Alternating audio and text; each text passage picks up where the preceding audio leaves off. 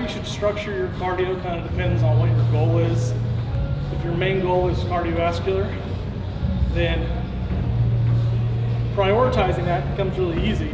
You want to try and structure your training around that. If you have any kind of performance or strength or hypertrophy goals, you either want to do them separately, or you probably want to do your cardio after you exercise.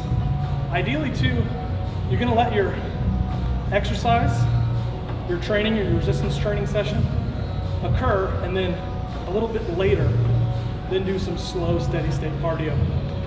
Typically what I found is you don't really want to do anything longer than like 20 minutes when it comes to cardio, even slow, steady state cardio, right after resistance training. It's not meant to be exhaustive. We almost treat it more of like a cool down and some just additional activity.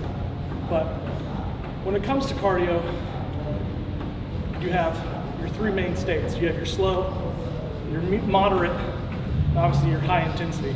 High intensity being, of course, think like a sprint, right? 100-meter sprints, intervals, things like that. Moderate's gonna be somewhere in between, and then slow, steady state is gonna be exactly what it sounds like, a nice walk. In general, you'd really be surprised how many people will benefit from a slow walk 30 minutes a day.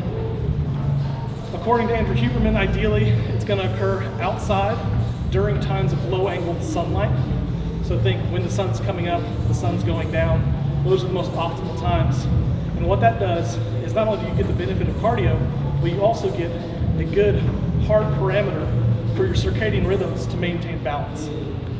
Especially with daylight savings time just occurring, it'd be a good idea for everyone to get kind of a quicker reset and establish their circadian rhythms with this new light structure. If you live in a place like most people do in the US that do actually participate in daylight savings time.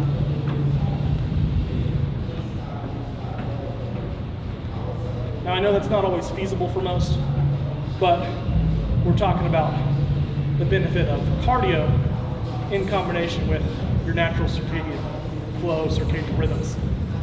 There's not a metabolic benefit, really. Well, you could argue there is, but there's not really a huge metabolic benefit when it comes to cardio during those times, right? The idea of like doing fasted cardio. There is some benefit to doing fasted cardio, but you can do fasted cardio, it just means that you're not eating, not consuming for a long period of time. But the parameters of fasting still are a bit murky. The sunlight exposure, the low-angled sunlight exposure doesn't have an increased metabolic benefit other than the fact that it helps keep your circadian rhythms in check. It's not going to increase your ability to burn fat during that cardio because you're walking at low-angled sunlight. It can help with overall mood, mental health, hormone optimization, and just making sure that your day kind of flows in a consistent hormonal pattern. Your cortisol peaks in the morning, goes down overnight, because one of the leading causes of depression and anxiety is chronically high levels of cortisol.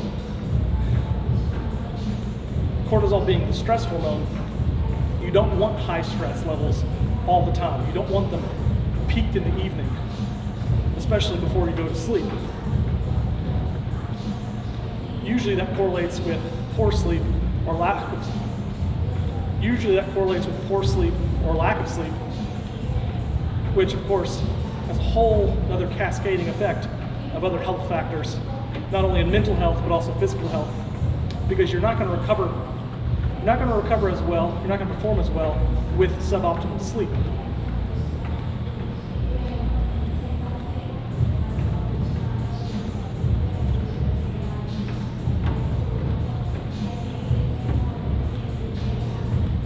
So this again being slow, steady state cardio, one of the main focuses not trying to get my heart rate too elevated, I'm trying to just keep my blood and heart rate up moderately, blood pressure moving a little bit, keeping my body moving but not exhausting myself.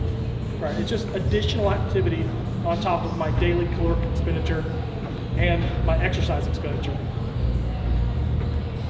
You'd be really surprised because 30 minutes of cardio, that could be 300 calories every single day. If you're burning 300 calories every single day, you're already creating a pretty sizable deficit. So if you think about it, you have a 500 calorie deficit every single day, that's losing 1 pound a week, right? Because 3,500 calories is 1 pound times 7. 500 times 7 is 3,500. So if you can have a 500 calorie deficit, you're on average going to burn about 1,000 calories. 1 pound is 3,500 calories. If we have a 500 calorie deficit every 7 days,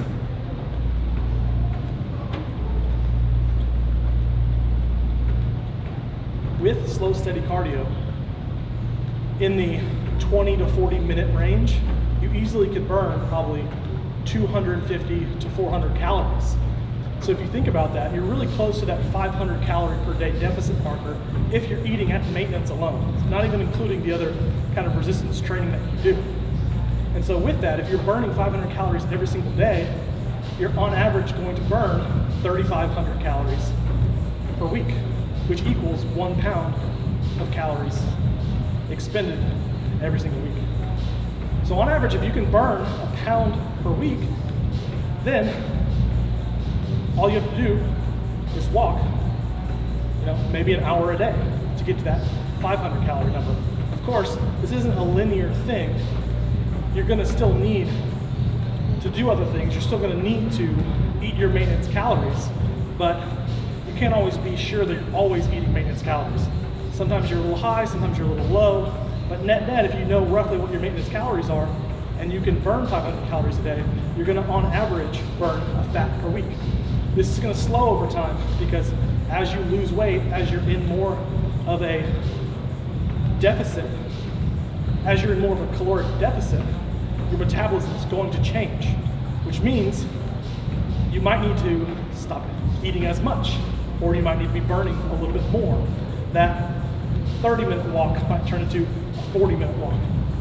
And in a month, it might turn into a 50-minute walk. And in another month, it might turn into an hour-long walk per day. But it's a really simple approach to slowly but surely try and lose about a pound per week. Of course, you can do more aggressive approaches if you have a little bit more weight to lose, and that's going to incorporate resistance training and building muscle and things like that, because that's going to optimize your metabolic rate. The better muscle mass you have, better lean mass to fat mass ratio you have, the better your metabolism is going to be. That's why men tend to have higher metabolisms than women, because pound for pound, they have higher ratios of lean muscle mass to fat muscle mass, on average. So, typically, this helps determine our metabolism. The metabolism is not a static thing. It doesn't stay the same all the time. The metabolism is going to fluctuate over time, and that's why you need to modify to work with your metabolism to ensure that you kind of know where you're at with how many calories you need to eat on a daily basis, how many calories you're expending on a daily basis, and what you need to do in accordance with your goals, whether you're cutting fat or you're trying to gain muscle. Remember, if you're cutting fat, we want to be in a deficit. We want to be burning more than we're consuming. If we're bulking and trying to gain muscle, even though you're going to try and be as lean as you can with that process, you're going to need to be in a caloric surplus. Otherwise, you're not going to gain muscle.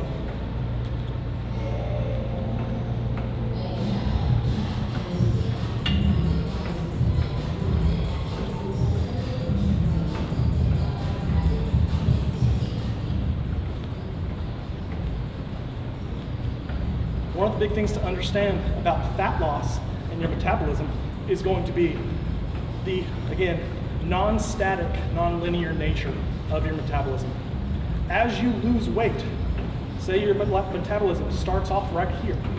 As you start to lose weight, because you're in a deficit, your metabolism is starting to come down as well. So you continue losing weight, metabolism continues going down. And this is the issue with a lot of yo-yo dieting, as it's called, is we keep losing weight, metabolism comes down. Keep losing weight, metabolism comes down even more. keep losing weight, reach our goal, metabolism comes down. Once we've reached our goal though, we tend to kind of relax. And so you might go now to right back to what you used to be eating, or just slightly more because you're no longer dieting, you've reached your goal. You relax a little bit, but your metabolism's still down here, and now you're eating here. And if you go back to eating what you used to be eating, even if it was your former maintenance, your new maintenance is way down here. And so then you have this huge discrepancy in the amount of calories that you burn, and you're gonna start burning those calories at a less efficient rate because your metabolism's down here. So then what ends up happening is you start gaining a lot of that weight back. Your metabolism still stays down here, but your weight starts climbing.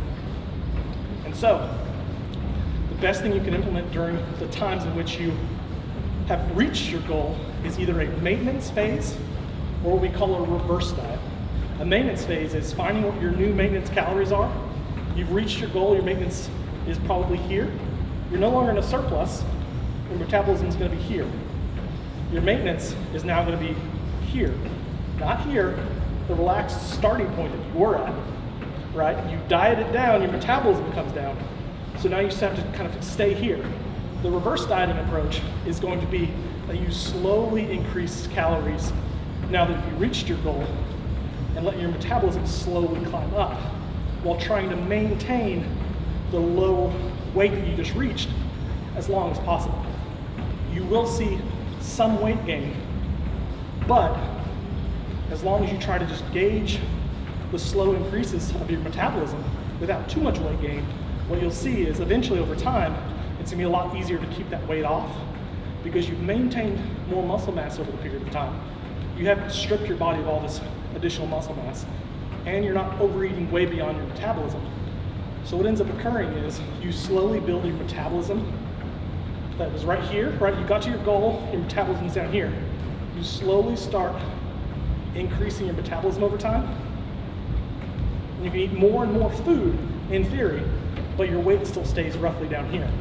So now we have the opposite of most people, where they're eating way up here, but their metabolism's here. You then get the benefit of eating more food and enjoying more of life because your metabolism is here and your weight is here, not the reverse. So a reverse diet can be a good, healthy approach. Once you've reached your goal, you just want to make sure that you do it very methodically and very slowly. Anytime you go through a muscle building period where you're bulking, you want to try and do a maintenance phase, because otherwise what's going to occur is the first thing that's going to happen when you start dieting, that new muscle is going to be the first thing to go. So I always advise a long, steady and slow maintenance phase where we're slowly bringing calories back down from our bulking standpoint. And trust me, it won't be that difficult, other than you'll probably feel a little more water retention, a little bit of fat that you want to try to shed off as quickly as possible.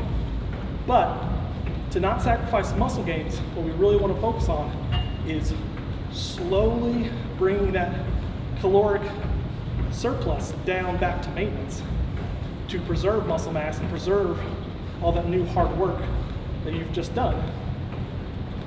What that'll allow you to do is make that cutting phase so much easier. All right, we need to be a little bit more patient.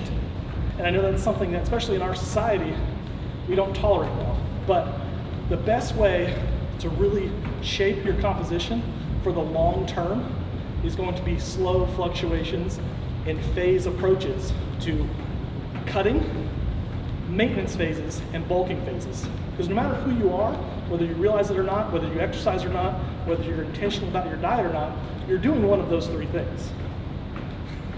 You may not be bulking with the composition that you want. You may not be cutting with the composition that you want. You might be cutting out a lot of muscle and not a whole lot of fat. You may be bulking a lot of fat and not a lot of muscle. You may be in a maintenance phase and wondering why you're not making progress. But everyone in the world is doing one of those three things, whether they realize it or not. So optimize those things as much as you can to see the best results possible. Okay, we're good.